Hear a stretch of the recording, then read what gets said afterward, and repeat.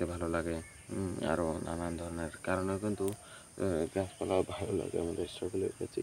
কিন্তু আমরা করি কি, সেই সকল গাছপালাগুলো লাগাই না, তা রেখে বরং করি কি সেই সকল গাছপালাগুলোকে আরও কেটে ফেলি।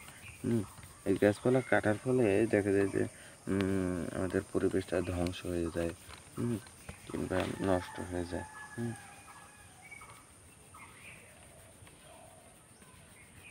আমাদের উচিত হচ্ছে কি এই সকল গাছপালাগুলো না কাটা, কিন্তু তবুও কিন্তু আমরা এই সকল গাছপালাগুলো কিন্তু কেটেই যাচ্ছি। এই যে মেহগনি গাছটা দেখতে পাচ্ছেন, এই মেহগনি গাছটা দিয়ে কিন্তু আপনার অনেক অনেক উপকারিতা পাবেন আপনারা। তো যারা এই সকল মেহগনি গাছ দেখতে পাচ্ছেন,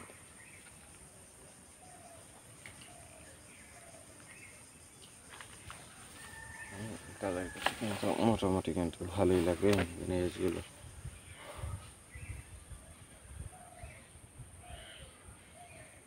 তো এই সকল মেহগনি গাছগুলো দেখতে কিন্তু মোটামুটি খুব সুন্দর, অনেক ভালো লাগে দেখতে।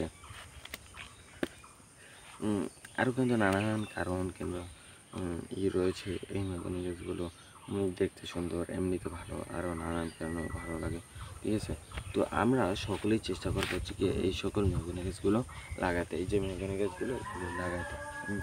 কারণ এগুলো যদি আমরা যদি লাগাই তাহলে দেখা যায় যে আমাদের পরিবেশটা খুব সুন্দর ছায়া পাবে পরিবেশে। যেমন আমি কিন্তু এখন ছায়া বসে রয়েছি, ঠিক আছে। তো এবারে আসি গিয়ে মেহগনি গাছের যে ক্ষতির যে দিকটা, এই মেহগনি গাছের ক্ষতির দিক হচ্ছে গিয়ে আপনার যদি আমি বলতে চাই,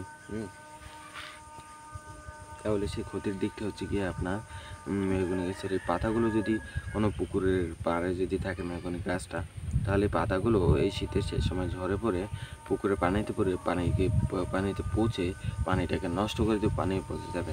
আর ওই পুকুরে যদি কোনো মাছ চাষ কিংবা মাছ থাকে তাহলে সেগুলোও দেখা যায় যে মরে যাবে। আর ওই পুকুরের নিচে অনেক গ্যাস জমা হবে। তো আমরা চেষ্টা করব পুকুরের পাশে এই মেহগনি গাছ না লাগানোর। আর এই গাছপালা লাগালে পরিবেশ বাঁচবে, গাছ লাগান পরিবেশ বাঁচবে।